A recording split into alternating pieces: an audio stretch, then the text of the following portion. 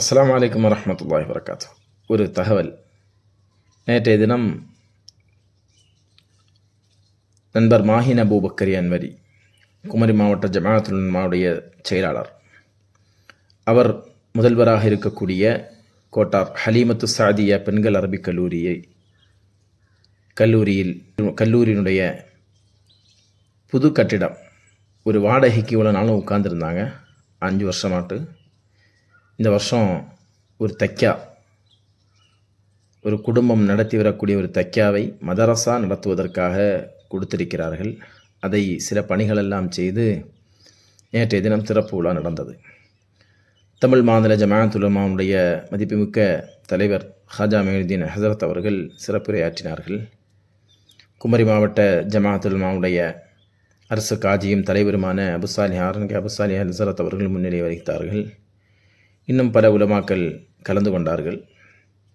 இதில் நேற்றைய தினம் 2 நிகழ்வு நடந்துச்சு. ஒன்று, நாங்கள் அங்கே போகும்போதே மௌலுது ஆரம்பிச்சிட்டாங்க. ரசூலுல்லாவுடைய மௌலுது ஷெரீஃப் நடந்துகிட்டு இருக்குது. மிக அற்புதமான முறையில் நம்ம திருவிதாங்கூர் முஸ்லிம் ஜமாஅத்தினுடைய தலைமை இமாம் சுல்பிகர் ஜலாலி அவர்களுடைய தலைமையில், அவருடைய டூன் எல்லாருக்குமே தெரியும், அவருடைய தலைமையில் நண்பர் சரஃபுதீன் அஸ்ஹரி, கோட்டாரனுடைய ஹத்தீப் ஷேக்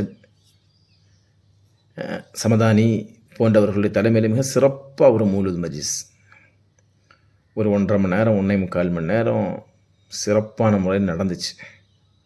நடந்து முடிஞ்சு கொஞ்ச நேரத்திலே மகரிபுக்கு பாங்கு சொல்லப்பட்டது. நான் அந்த பக்கத்தில் உமர் லெப்பை மஸ்ஜித் இருக்குது.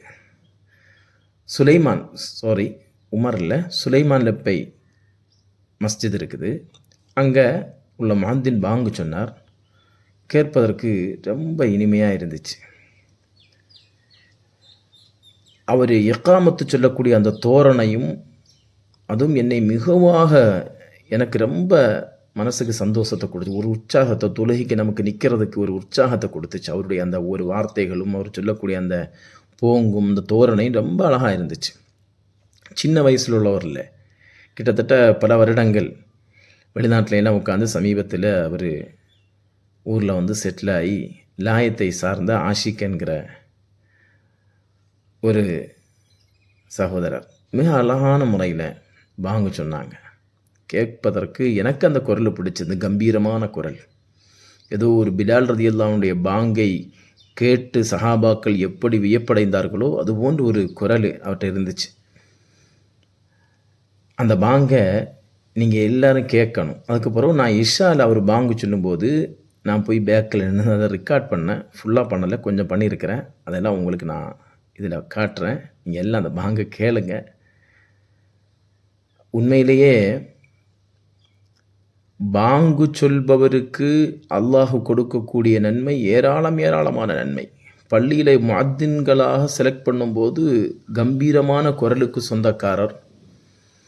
ஏன்னா பாங்கின் மூலம்தான் மக்களை தொழுகைக்கு அழைப்பதற்கு பெருமானார் ஸல்லல்லாஹு அலைஹி வஸல்லம் நமக்கு கற்றுத் தந்திருக்கிறாங்க. அப்போ அந்த பாங்கு சொல்லக்கூடியவங்க ரொம்ப தெம்பா, மஹரஜுகள், தஜ்வீதுகள் நல்ல முறையில் உற்சாகத்தோடு அந்த பணியை செய்யக்கூடிய மக்களை நம்ம முஅத்தின்களாக செலக்ட் பண்ணணும்.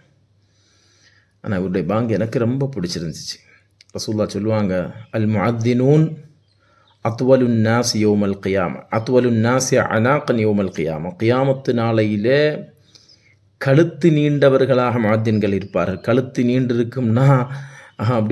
நீண்டிருக்கும்னா அந்தஸ்தால் உயர்ந்தவர்களாக இருப்பாங்க. மற்ற மக்களை விட பாங்கு சொல்லக்கூடியவர்களுக்கு அந்தஸ்தால் உயர்ந்தவர்களாக. இன்னொரு ஹதீஸில் பார்க்கும்போது அல் முஅத்தினு யக்ஃபிர் லஹு மதா சௌத்திஹி, அவருடைய சப்தம் எந்த அளவுக்கு